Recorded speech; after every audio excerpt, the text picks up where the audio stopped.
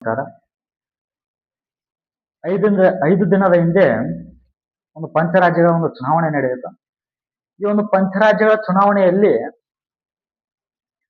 ಭಾರತದಲ್ಲಿ ಎಂದೂ ನಿರ್ಮಿಸಲಾಗದ ಒಂದು ಇತಿಹಾಸವನ್ನ ತಮಿಳುನಾಡಿನ ಒಬ್ಬ ನಾಯಕನಾಗಿರ್ತಕ್ಕಂಥ ವಿಜಯ ದಳಪತಿ ಅಂತಕ್ಕಂಥವ್ರು ಒಂದು ಟಿವಿಕೆ ಪಕ್ಷವನ್ನ ಕಟ್ಟಿ ಭಾರತದಲ್ಲಿ ಯಾವತ್ತೂ ನಿರ್ಮಿಸಲಾಗದಿರ್ತಕ್ಕಂಥ ಇತಿಹಾಸವನ್ನ ನಿರ್ಮಿಸ್ತಾರೆ.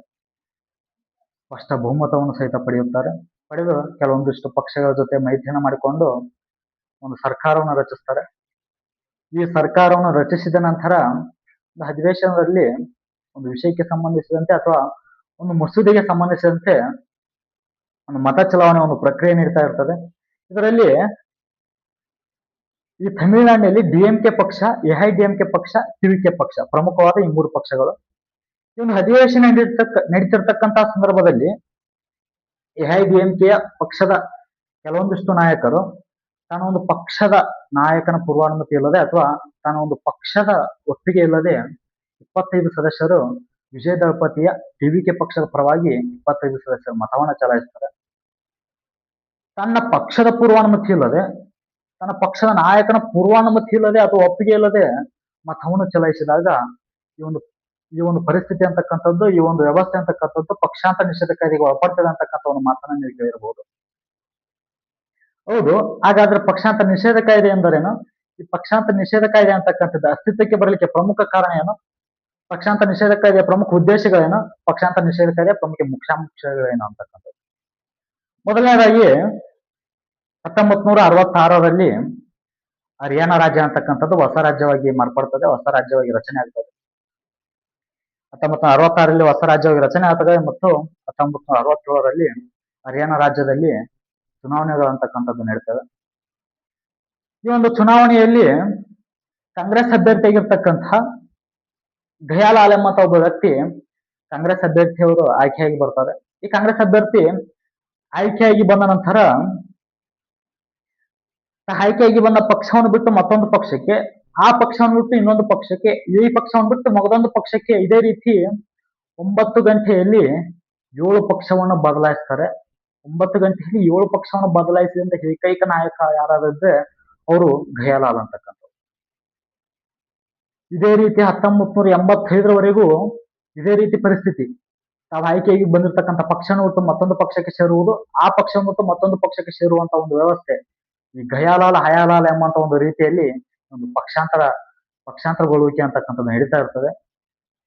1985ರಲ್ಲಿ ಅಧಿಕಾರದಲ್ಲಿರ್ತಕ್ಕಂತಹ ರಾಜೀವ್ ಗಾಂಧಿ ಸರ್ಕಾರ, ಕಾಂಗ್ರೆಸ್ ಸರ್ಕಾರ ಈ ಒಂದು ವ್ಯವಸ್ಥೆ ಅಂತಕ್ಕಂಥದ್ದು ಮುಂದೆ ಪ್ರಜಾಪ್ರಭುತ್ವ ವ್ಯವಸ್ಥೆಗೆ ತೊಡಕಾಗಿ ಪರಿಣಮಿಸಬಹುದು ಅಂತಕ್ಕಂಥದ್ದನ್ನ ಎಚ್ಚೆತ್ತುಕೊಂಡು ಅವಾಗ ರಾಜೀವ್ ಗಾಂಧಿ ಅವರು ಇದನ್ನ ಹೇಗಾದ್ರೂ ಮಾಡಿ ನಿಯಂತ್ರಿಸಬೇಕು ಮತ್ತು ಕೊನೆಗಾಣಿಸಬೇಕು ಅಂತಕ್ಕಂಥ ಒಂದು ದೃಷ್ಟಿಕೋನ ಇಟ್ಟುಕೊಂಡು 1985ರಲ್ಲಿ 52ನೇ ತಿದ್ದುಪಡಿ ತರುವುದರ ಮೂಲಕ ಕೆಲವೊಂದಿಷ್ಟು